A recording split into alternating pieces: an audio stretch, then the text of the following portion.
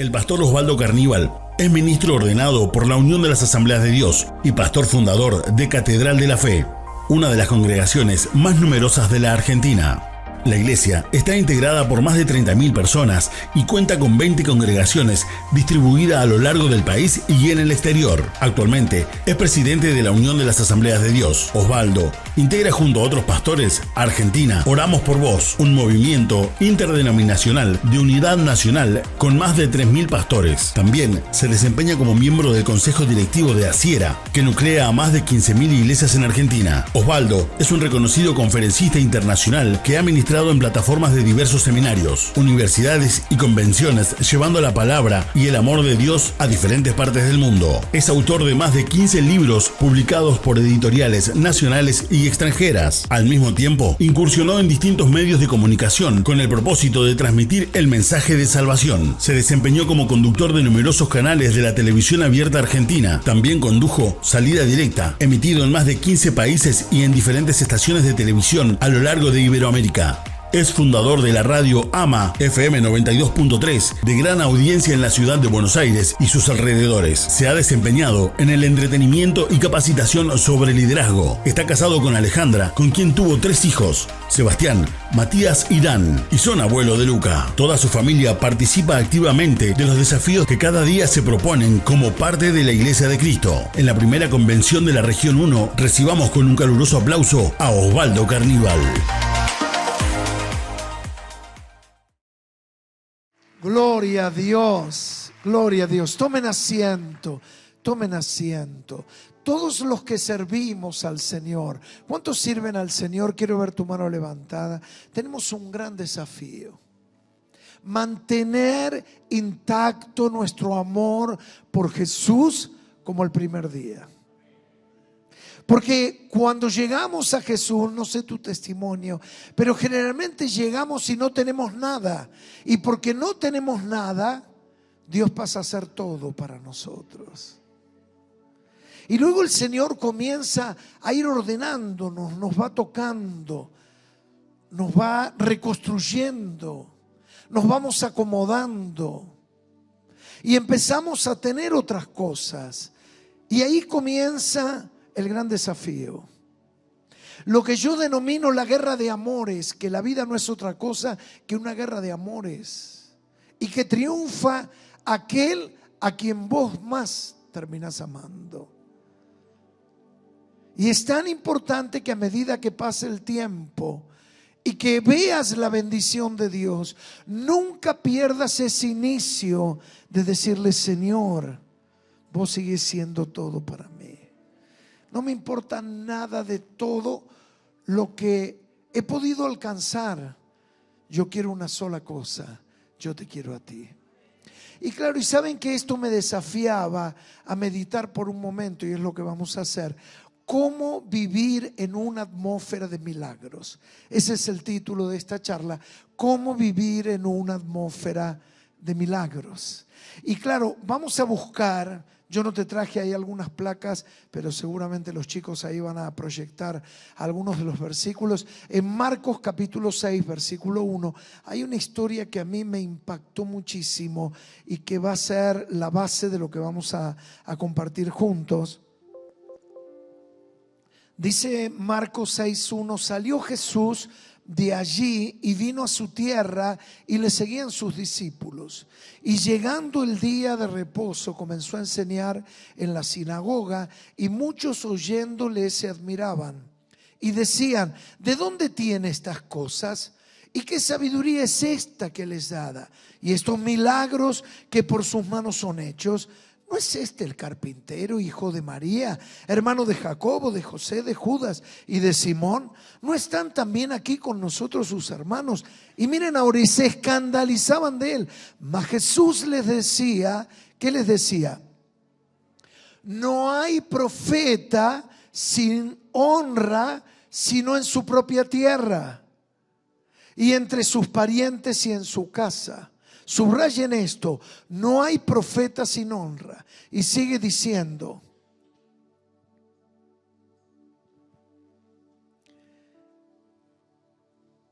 y no pudo hacer allí ningún milagro, salvo que sanó unos pocos enfermos, poniendo sobre ellos las manos. Y estaban asombrados de la incredulidad. Y recorría las aldeas de alrededor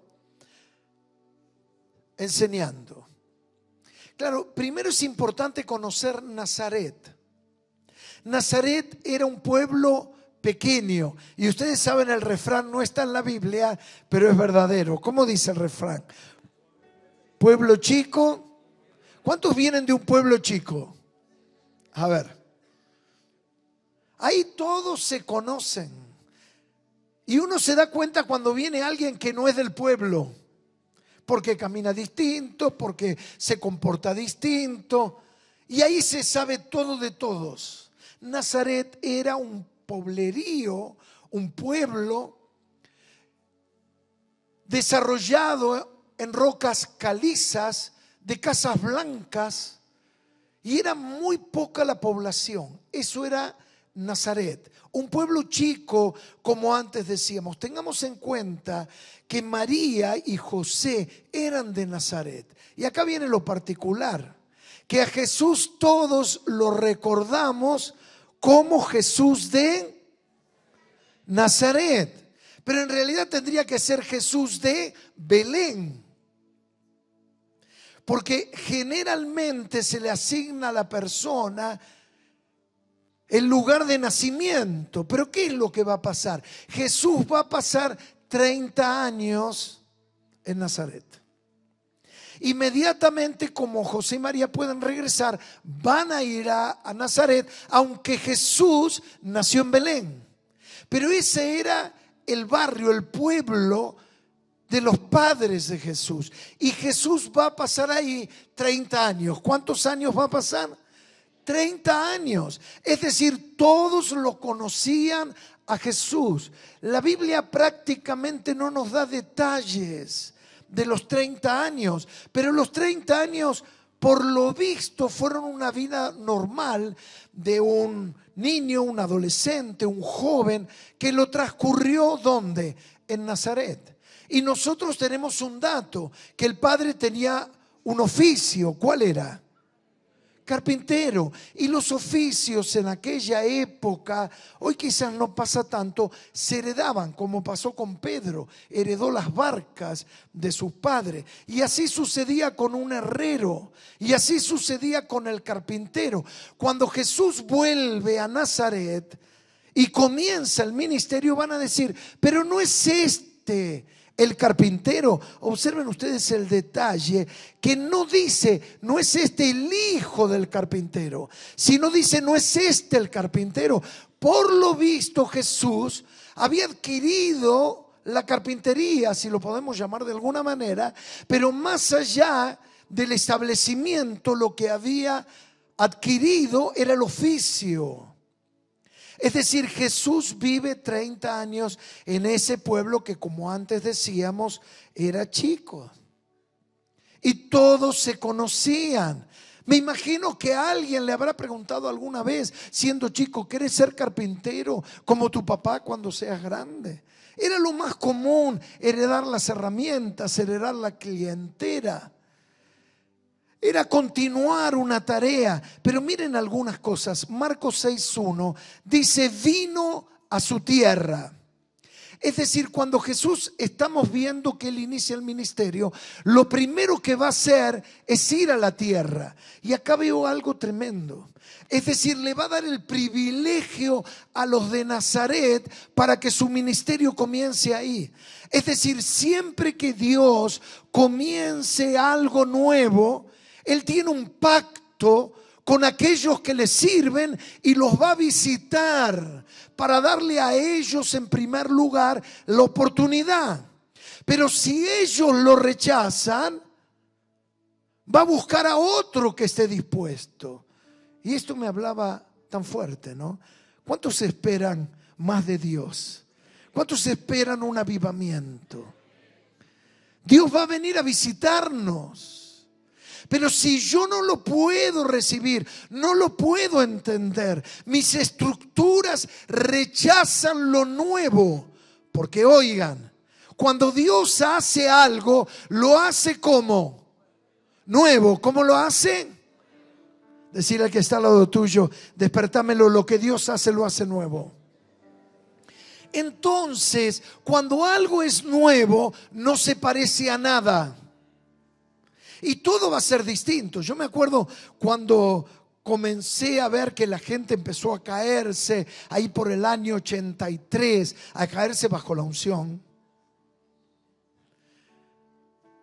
En una campaña que fui a La Plata del hermano Anacondia.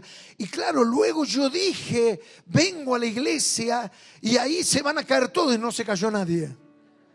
Y pasó un día y pasó otro y la gente empezó a caerse. Y me acuerdo, el hermano Rafael Hayat, que ahí Eddie lo conoce muchísimo, de tantos años, claro, estaba muy preocupado con lo que pasaba.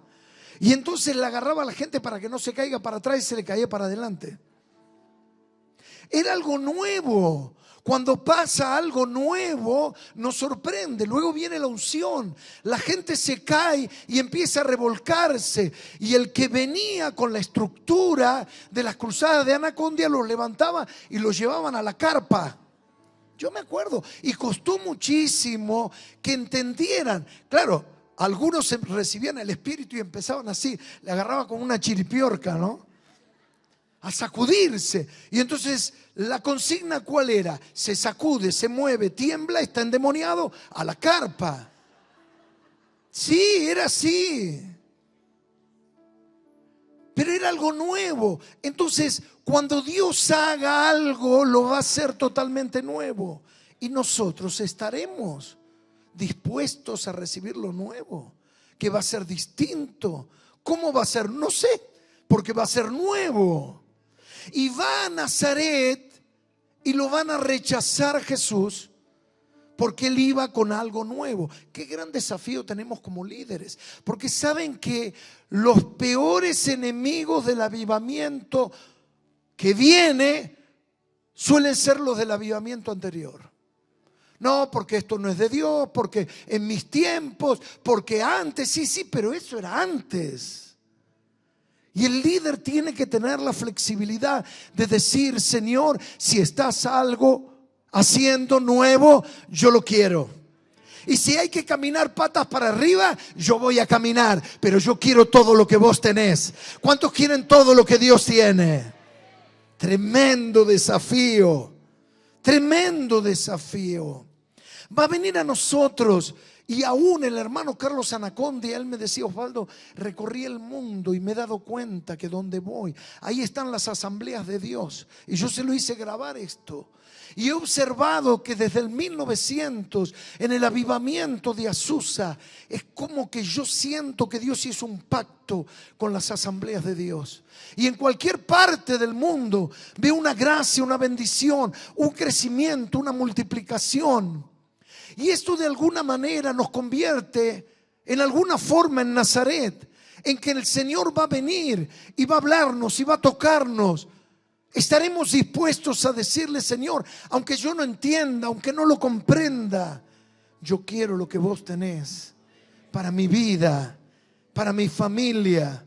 ¿Qué era lo que habían pasado? Porque observen, van a ir Jesús a los suyos. Marcos 6:2 dice que la gente le decía, ¿de dónde saca esto? Si es un carpintero, ¿de dónde saca la sabiduría? ¿Cómo que viene con los milagros? ¿Por qué no agarra el martillo, no agarra el serrucho, no agarra la madera? ¿Qué está hablando ahora con sabiduría? ¿Qué es lo que está pasando? Claro, lo tenían todos los días. ¿Vieron que dice no es el hijo de María? Y lo ponen en contexto. Y no están sus hermanos acá con nosotros. Y no le llevaste un banquito para que te lo arregle. Y no tenía la cama una pata rota. Bueno, esta es la Biblia apócrifa mía. La cama tenía una pata rota y se la llevaste a arreglar. ¿De dónde saca todas estas cosas este tipo? Si es un carpintero, ¿de dónde viene con todas estas cosas? Se habían acostumbrado a Jesús. 30 años. Jesús venía a jugar a la pelota. Nos falta uno.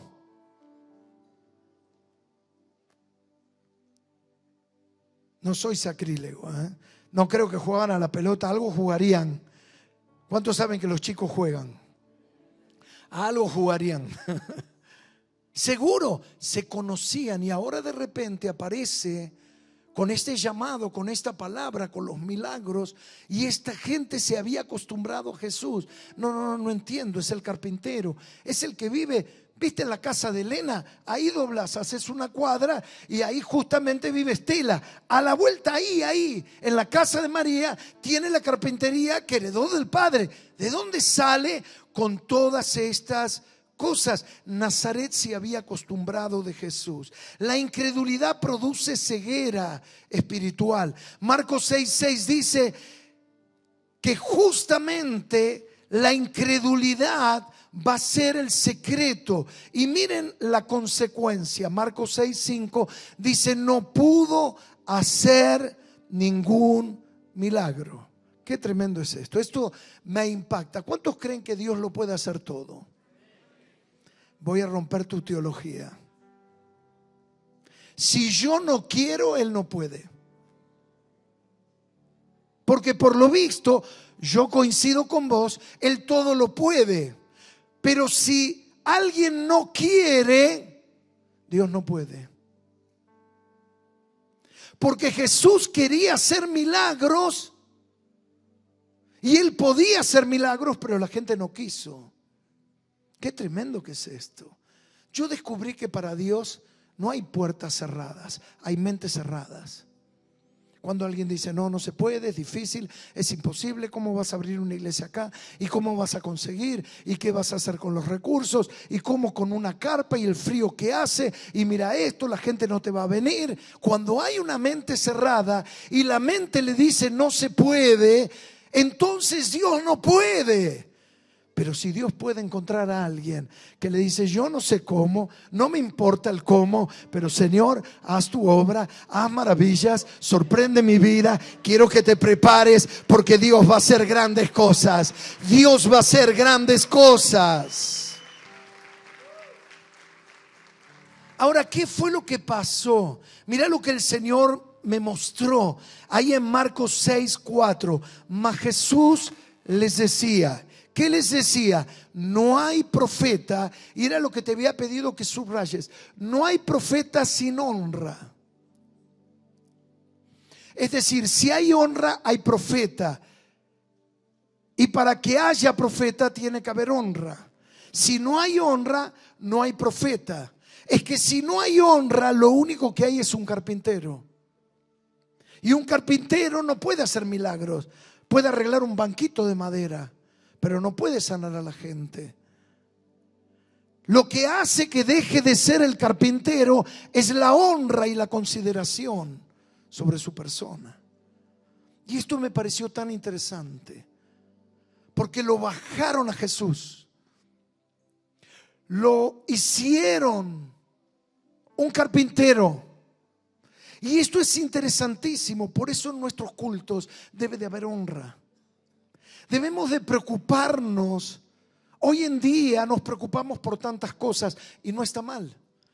El confort, la seguridad, que la gente tenga los recursos, la comodidad. La verdad que las sillas estas están hermosas. Yo me senté acolchada, no me quería levantar más. Y uno trata de tener el mejor lugar y que todo esté en orden y que esté de manera correcta, pero no podemos perder el eje, que nuestro eje como pastores es honrar a Jesús y que Jesús sea el centro y a partir de ahí construir todo lo demás.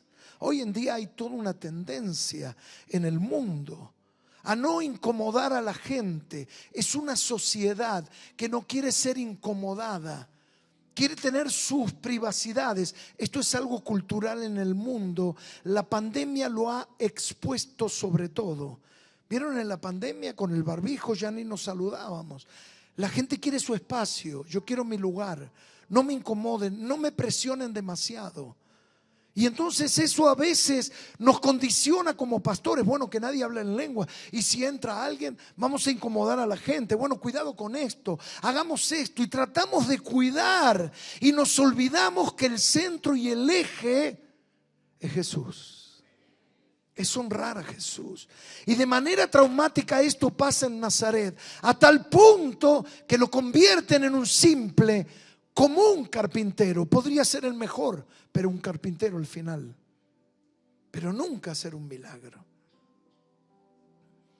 Si no hay honra, solo queda un carpintero. Ahora, yo me puse a pensar, ¿qué es honrar? ¿Qué es honrar? Honrar en primer lugar es darle a Jesús lo que se merece.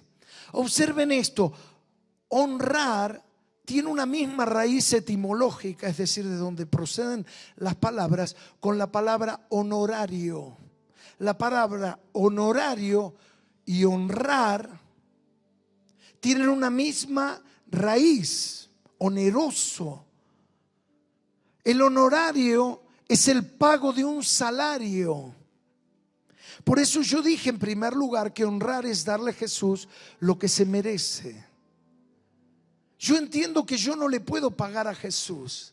La palabra salario viene de remuneración, en la paga, viene de sal. Era la manera como se pagaba. La sal tenía un valor tan alto que a la gente luego de su trabajo se le dan bolsas de sal. Esto previo a las monedas. Pero estamos hablando de honorario, de honrar. Es decir, que honrar es pagar. Y el que no paga lo que debe, ¿cómo se lo llama? Lo que se puede decir.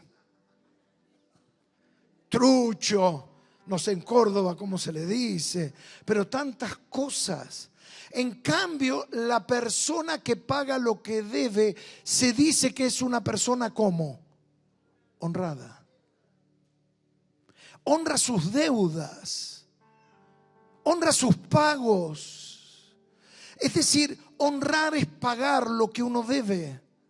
Y cuando el Señor me mostraba esto, yo le decía, Señor, no me alcanzarían 1000 vidas para pagarte tanto amor, tanta piedad, tanta misericordia. Se dan cuenta que en este punto de inflexión nace lo que nosotros conocemos como el servicio. El servicio puro nace en esta movilización del ser interior por querer hacer algo por aquel que tanto me ha amado. Y yo debo de cada tanto volver a chequear que el origen de lo que yo hago, que es lo que denominamos motivación, otra vez la palabra motivación, un mismo origen con la palabra motor.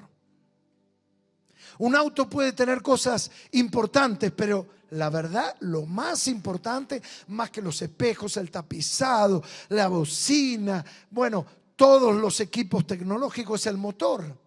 Porque sin motor el auto no va a ningún lado. La motivación es aquello por lo cual hacemos lo que hacemos. Y no quisiera, pero tengo que preguntarte, ¿por qué haces lo que haces? ¿Por qué servís al Señor? ¿Dónde se origina eso? Porque a veces hay orígenes espurios. Hay orígenes, como podríamos decir, no santos. Bueno, porque no había quien y el pastor me dijo, anda vos. Bueno, porque todos lo hacían. Bueno, porque me pusieron. Bueno, porque lo vi como algo interesante. Y quizás en lo más bajo, como estamos en un ámbito de líderes y de pastores, lo puedo decir. Algunos en el crecimiento de la iglesia lo han visto como una posibilidad de ascenso social. Por eso uno debe de constantemente volver a chequear mi motivación. ¿Por qué lo hago? ¿Por qué lo hago? ¿Por qué lo hago? ¿Por qué le sirvo? ¿Por qué le sirvo? Porque dentro mío hay una compulsión por querer amarlo a Él. Y ahí es donde teológicamente lo que a uno le enseñan en el seminario, una cosa es el concepto cognitivo que te va acá y otra cosa es la experiencia. Y ahí es la experiencia que aflora y yo descubro lo que es la gracia. Donde uno le dice, no me alcanzarían 1000 vidas para pagarte tanto amor. Es que no me tenés que pagar. ¿Cómo no tengo que pagar? Es que simplemente te he amado, Osvaldo. Y entonces ahí nace una fuerza que se traduce en el servicio, en la devoción, en la entrega, estamos en una deuda. Es la historia de Marcos 14:3. No voy a leer todo el pasaje, muchos la conocen. Es la historia cuando Jesús está en una casa y María descubre que Jesús está en esa casa. Va a la propia y busca el elemento de mayor valor y encuentra un perfume que fue evaluado en 300 denarios y entra introspectivamente en medio de un ámbito de hombres y solamente lo podía hacer una mujer de la vida y pierde su dignidad y no le importa lo que dicen y rompe el frasco de perfume y lo derrama delante de Jesús. Y algunos dicen, no, es un desperdicio. Yo me acuerdo, le contaba al pastor Walter, cuando yo me convertí. Claro, mis padres estaban acostumbrados que siempre fui una persona inquieta y dijeron, bueno, está teniendo, como se decía antes, un berretín más. Se metió en una cosa más, como tantas cosas que hice en la infancia, en la adolescencia, prácticas, deportes, actividades. Y dijeron, esto ya se le va a pasar, pero no se me pasó. Y yo quería servir a Jesús y en un momento de presión me dijeron, bueno, te vas a tener que ir de casa. Y a mí no me importaba nada. Me acuerdo que tenía 17 años, yo quería entrar al instituto bíblico. Y después de mucho tiempo me enteré que mi mamá lo fue a ver al presidente de las Asambleas de Dios en ese momento, era el pastor Daniel Grasso. Y luego lo fue a ver al mi pastor José Manuel Carlos. Y después lo fue a ver al director del instituto bíblico, Rocky Grams. Y los tres habrán pensado, esta vieja loca, si lo dejamos entrar, este pibe nos va a meter a los tres, casi digo, en cana. Y me prohibieron entrar. Claro, mi mamá tenía en su imaginario, mi papá y mi mamá, gente de trabajo. Yo no vi otra cosa que verlos trabajar a ellos. Ellos querían dejarle un futuro y todos mis amigos. Y yo también estábamos preparándonos para ser médico. Y de repente yo aparezco con esto. Y pensaban que era una secta. Luego de años escuché que mi mamá los sábados a la mañana íbamos con Pablo Silverberg, pastor en Resistencia, algunos de ustedes le conocen, a predicar en Parque Patricios, en un parque. Y teníamos, el hermano Rafael nos había dado una caja como un maletín que era un parlante. Y ahí enchufábamos un micrófono y predicábamos. No nos escuchaba nadie. Pero después de mucho tiempo, alguien me dijo, vos sabés que tu mamá iba los sábados a la mañana a ver dónde vos ibas. Y detrás de los árboles lloraba y decía, ¿qué va a hacer de este chico cuando yo no esté? Y a este chico que era yo no le importaba nada. Yo amaba a Jesús. Y eso es lo que vos y yo no podemos perder. En nuestro amor, en nuestra entrega, en nuestra devoción. Y cuando conocí al Señor, ustedes vieron que cuando uno conoce al Señor cambia todo, ¿verdad o no? ¿A cuántos le cambió la vida? Y yo me di cuenta que, ¿cuántos tienen perros? A ver, en casa. Que hasta el perro se da cuenta. Porque uno entraba casi y ni el perro lo saludaba. Y yo me convertí y empecé a sacar el perro. ¿Pero para qué? A las 7 de la mañana mi pastor tenía unas reuniones de oración y nos juntábamos ahí unos 10 que nos habíamos convertido. Y claro, yo vivía a unas 10, 12 cuadras de la iglesia y agarraba el perro, bajaba del 8º piso y claro, el perro me miraba y me decía, ¿qué vamos a hacer? Nunca me sacaste ni a la esquina. Y mis padres sorprendidos, ¿dónde vas? A sacar el perro. Y agarraba el perro y corríamos 12 cuadras hasta la iglesia y yo lo ataba en una cortina metálica y lo dejaba ahí afuera. ¿Vieron que Apocalipsis dice los perros afuera? Bueno, es un chiste, no es nada teológico. Pobre perro. Y yo quería estar ahí. Y un día, en una reunión como esta, donde había muchísimos pastores, no les digo una visión, pero cuando yo estaba orando, ¿saben qué me pasó? Yo vi a ese chico corriendo. Y el Señor me dijo, Osvaldo, nunca pierdas eso. Porque detrás de lo que nosotros hacemos hay algo más importante, que es lo que somos. Y lo que hacemos, lo que somos, tiene que permear la manera como hacemos las cosas. Porque está todo bien, todo lo que podamos hablar en estos días acerca de nuevas ideas, de nuevos proyectos, pero lo más importante es tu ser interior y tu vida, y que vos no pierdas esa devoción, esa entrega a Jesús. Esta mujer entró y rompió el frasco de alabastro, y la palabra dice que lo rompió, porque ella lo podría haber abierto y haber volcado y derramado, pero no lo derramó, lo rompió. Y cuando se rompe un frasco de perfume, es como el que tira un balde de agua en el patio de la casa, no se puede volver a recoger. El que rompe está haciendo una entrega que no tiene vuelta atrás. Porque a veces nuestra manera de entregar las cosas es, bueno, un poquito, no soy fanático. Tampoco no voy a darlo todo. ¿Acaso ya está? Pero no hay otra manera de servir al Señor sino entregándolo todo, sino rindiéndolo todo. Y esta mujer lo entregó todo.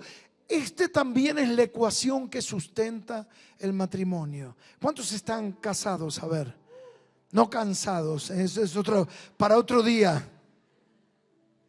¿Qué lo sustenta? Me tocó como pastor, como a ustedes, estar en una charla, en una discusión, en una pelea. Y él dice, no, lo que pasa de que ella no pone el 50% que tiene que poner. Y ella dice, no, lo que pasa es que yo pongo mi parte, pero no él pone la parte. Esto no se trata de lo que uno pone. Porque el amor, la devoción no se cuantifica. Todo lo que se cuantifica puede ser cualquier cosa, loable, importante, pero escuchen esto, pero no es amor. El amor se derrama, se entrega, no tiene vuelta atrás. Lo que uno cuantifica, bueno, vieron esa discusión, bueno, yo también, a veces pasa. Bueno, pasa en la iglesia cuadrangular y con los bautistas mucho, no acá. ¿No? Alguien que se va y dice, bueno, yo acá puse mi plata, puse mi templo, y entonces el pastor dice, me quiero llevar el púlpito porque es mío. Por eso a los bautistas le pasa esto mucho. Y yo digo que la iglesia tiene un pastor, pero el pastor no tiene iglesia. La iglesia es de Jesús. Entonces el que cuantifica en realidad no es devoción. Puede ser algo interesante, pero por favor, no me mientan. No es amor, no es devoción, no es entrega. Lo que se cuantifica no lo es. ¿Le estamos honrando a Él con nuestro testimonio? ¿O tenemos que cruzarnos de vereda porque a cada cliente, a cada negocio le debemos algo? ¿Lo estamos honrando en nuestra manera de vincularnos con el otro sexo? Evitando situaciones conflictivas, lo que se denominan affair, que a veces comienzan y uno no sabe cómo, pero empezaron. Lo estás honrando en tu intimidad cuando no hay nadie y abrís tu compu, tu tableta, tu celular. Lo estás honrando en las páginas que visitas. Podrías entregar el historial de tus visitas a la web, a cualquiera, y decir, mira, esto es lo que yo miro. Y ustedes vieron que el algoritmo, sobre todo en las redes sociales, en TikTok, el algoritmo es muy, yo lo voy a decir del griego, muy vigilante. Porque cuanto vos más te interesás por un tema, ¿qué te pasa?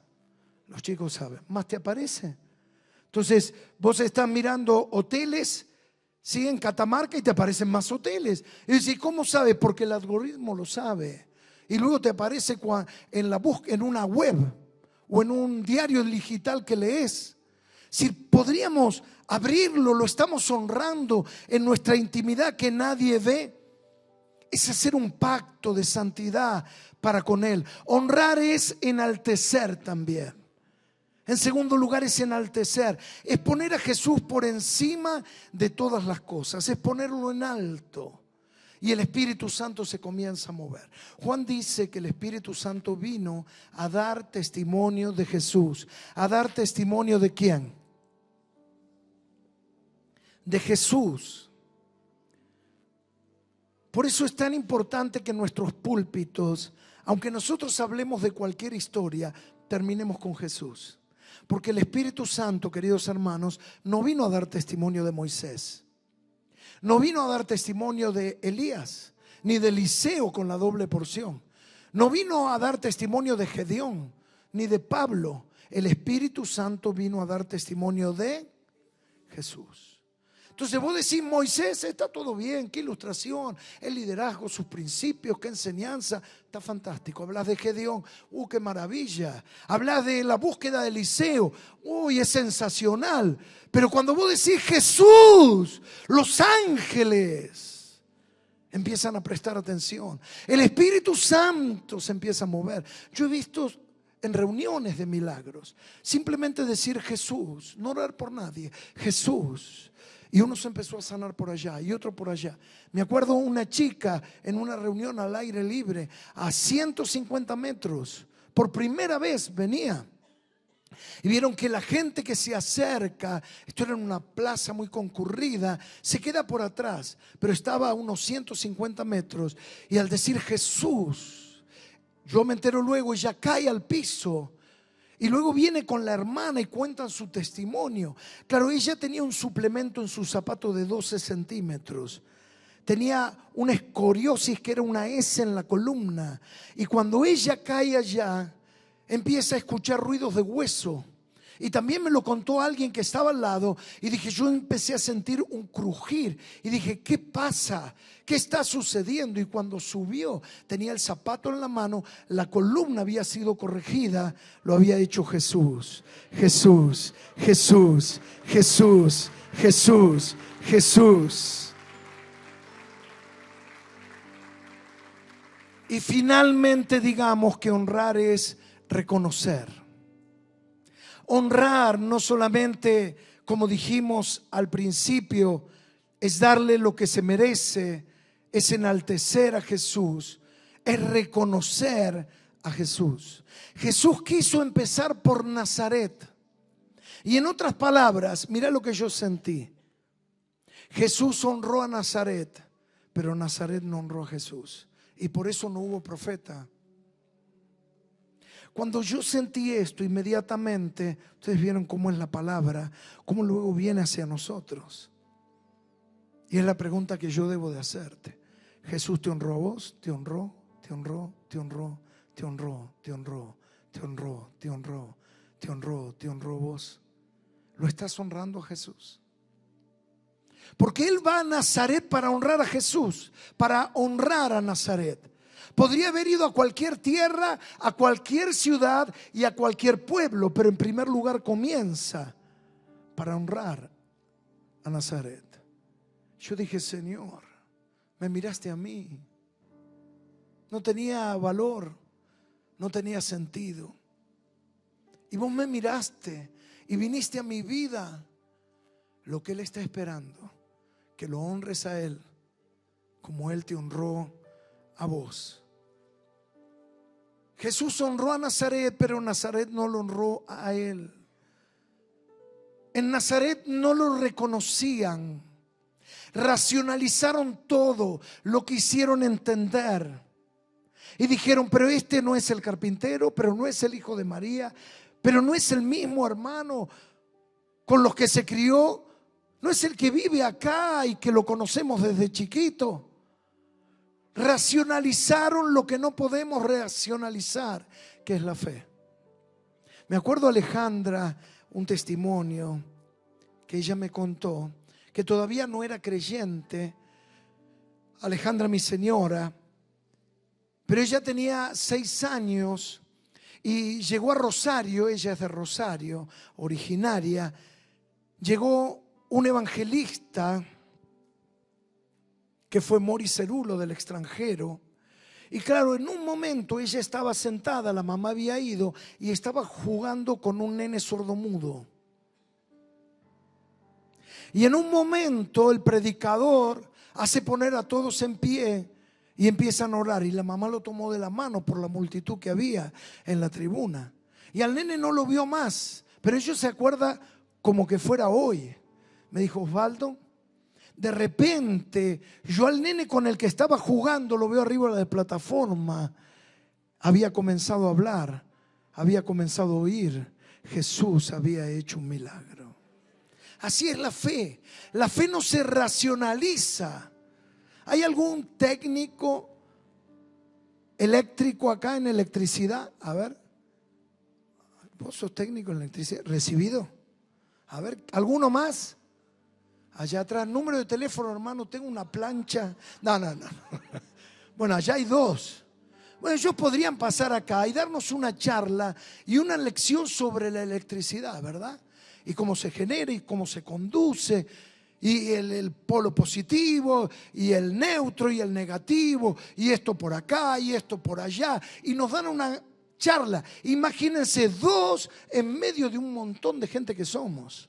Ahora, por el otro lado, yo me acuerdo una vez que era chico y en casa, claro, no había aire acondicionado, y en casa tenían un ventilador con un pie metálico porque era muy grande, unas alas de casi de avión que daban vuelta. Y una vez, por lo visto, había un cortocircuito, un cable que tocaba, el caño que lo sustentaba, lo quise agarrar, me dio una patada y me tiró para el otro lado. ¿Cuántos les pasó algo similar con la electricidad? A ver, alguna vez una descarga, tocaron, hay un cable, levanten la mano, no la bajen, no la bajen. Miren, más de la mitad. Entonces, uno que puede decir, mira, yo no entiendo del neutro, del positivo, pero me dio una patada, yo conozco la electricidad. Y no sé cuánto sabes de la Biblia, cuánto de teología, pero no pasa por ahí. Pasa por tu experiencia, pasa por tu vivencia, pasa por lo que vos viviste. Pasa porque vos digas, mira, yo no entiendo demasiado si Apocalipsis es el primer libro, el último libro, esto de Deutero que no sé qué, cómo se come, pero Jesús vino a mi vida, Jesús me llamó, Jesús me transformó, Jesús me cambió, yo lo he experimentado.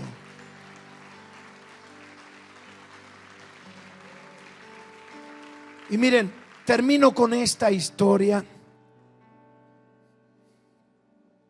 En Lucas capítulo 7, versículo 6. Porque un centurión romano manda llamar a Jesús porque un siervo que él tenía estaba enfermo. Envía unos amigos y los amigos lo van a buscar a Jesús. Cuando Jesús está yendo a la casa, la Biblia lo recuerda como el centurión romano, envía un siervo y le dice, por favor, no vengas a la casa, porque dice el centurión que él no es digno que entres bajo su techo. ¿Y saben qué sucede? Imagínense, Jesús está yendo con todos los discípulos atrás, está yendo a la casa y vienen unos emisarios del centurión. Le dicen, Jesús, dice el centurión que no vayas, porque él no es digno, solo di la palabra. Y Jesús se da vuelta, cuenta el relato, y le dice a los discípulos, estoy asombrado por la fe que he visto en ellos.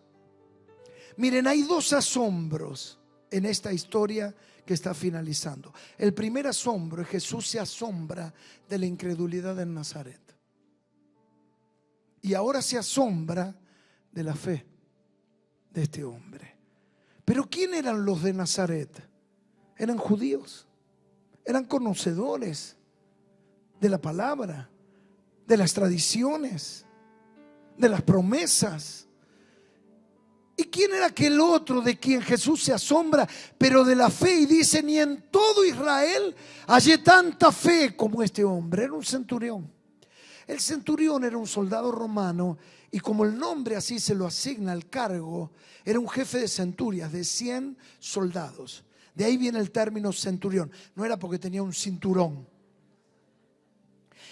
Es decir, para llegar a ese cargo, el hombre mostró su valía defendiendo al imperio romano, seguramente en alguna legión, porque el centurión era parte de la composición de una legión. La legión tenía 6.000 hombres, pero él estaba a cargo de 100. Seguramente sus manos estaban manchadas de sangre. Seguramente era un hombre que no entendía mucho de la fe. Era un hombre, podemos decir, pagano. Pero miren entonces cómo funciona la fe. No tiene que ver con lo que yo comprenda, con lo que yo entienda, con lo que yo estudie, sino con lo que yo abrace. Así funciona la fe. Y este hombre del que no se podía esperar nada, Jesús dice: no encontré fe en todo Israel. Los estudiosos, los sabios, los eruditos, no encontré fe como la fe de este hombre. Qué tremendo. ¿Y qué fue lo que pasó? Le dice Jesús: no vengas a mi casa porque yo no soy digno. Pero ¿saben qué sentí? Que en realidad no le estaba diciendo yo no soy digno. Le estaba diciendo tú eres digno. Porque lo que infiere que él asuma que no es digno, que el que era digno era Jesús. Y un hombre pagano, sin letras, sin estudio bíblico, ¿qué está haciendo? Está honrando a Jesús. Lo que no hizo Nazaret, porque Nazaret no lo honró y no hubo milagros. Y ahora este hombre lo que va a estar haciendo es honrando a Jesús y diciendo: tú eres digno, mi vida, mis manos, mi historia, mi pasado es indigna, no merezco, no vengas a mi casa. Y Jesús se sorprende y dice: no encontré tanta fe. Saben que esta historia la compartí tantas veces, pero me pasa algo cuando lo vuelvo a hablar, me sucede algo acá adentro. Y le digo: Señor, permíteme abrazarte como este Señor, como este centurión romano te abrazó y Él te honró a ti. Yo quiero vivir en una atmósfera de milagros. Los milagros abren puertas. Los milagros abren puertas para más iglesias. Los milagros abren puertas para la transformación de las personas. Los milagros cambian barrios, familias, pueblos. Un milagro, una sanidad. ¿Encontrará Jesús honra en este lugar? No solamente de nuestra boca, en nuestra vida. Lo estás honrando con tu matrimonio, con tu familia, con tus hijos, en tu noviazgo. Le estás honrando en la manera como administras el dinero. Estás honrando a Jesús, porque el honrar a Jesús construye una atmósfera de milagros. Y donde se lo honra a Jesús, el Espíritu Santo empieza a obrar milagros. ¿Qué te parece si nos ponemos en pie? Y ahí donde estás, cerra tus ojos.